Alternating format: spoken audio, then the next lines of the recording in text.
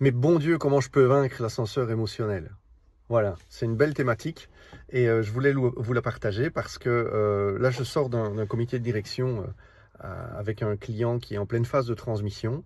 Et Dieu sait si la transmission d'entreprise, c'est une phase dans laquelle l'amplitude des émotions, l'ascenseur émotionnel, il est très très puissant. Alors, vaincre l'ascenseur émotionnel, c'est comme ça que la personne a déposé sa question.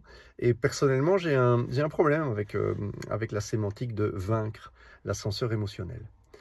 À mon sens, il y a une seule catégorie d'individus qui est arrivée à vaincre l'ascenseur émotionnel. Alors, ce ne sont pas les grands maîtres zen ou les grands méditants bouddhistes, non, pas du tout. Pour moi, ce sont les personnes décédées, tout simplement. Alors, dans les personnes décédées, il y a les personnes décédées pour de vrai, et puis il y a les personnes décédées de leur vivant. Celles qui sont no-life, qui ne prennent pas de risques, qui n'investissent pas, qui ne sortent pas de leur zone de confort. Et donc, ces personnes-là ne vivront pas d'ascenseur émotionnel.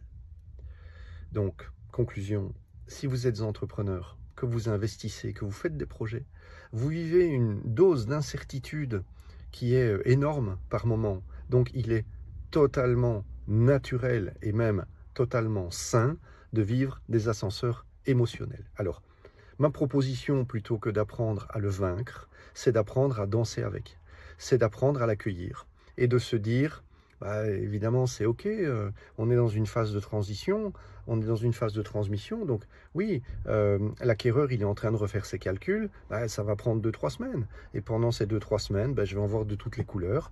Et le fait de me raisonner d'une manière rationnelle ne suffira pas parce que bah, ma douleur, elle est émotionnelle tout simplement. Je suis dans l'incertitude, je suis dans l'expectative, j'attends, j'ai pas le contrôle sur la situation, c'est vachement dur de lâcher prise. Et donc c'est OK en fait de vivre des ascenseurs émotionnels qui sont très puissants. Alors, ce n'est pas parce que c'est OK et que je vous recommande de l'accueillir que vous pouvez rester impuissant et passif face à l'ascenseur émotionnel. Alors, on a quand même beaucoup d'outils. Alors, il y a une partie des outils, forcément, c'est du travail sur soi. Et puis, il y a une autre partie d'outils qui est assez technique. Donc, en fait, avec des choses très très simples mais très puissantes comme la respiration. Une bonne respiration où on va insister sur l'expire parce que c'est ça qui nous détend, va être un outil très puissant parce que dès qu'on est stressé, on va respirer mal. On va pas respirer convenablement et donc on va donner au cerveau des signaux qu'il y a un vrai stress. Parce que bah, notre signaux, il prend les signaux qu'on lui donne et en fait, on oublie que notre respiration, c'est quelque chose qu'on peut contrôler.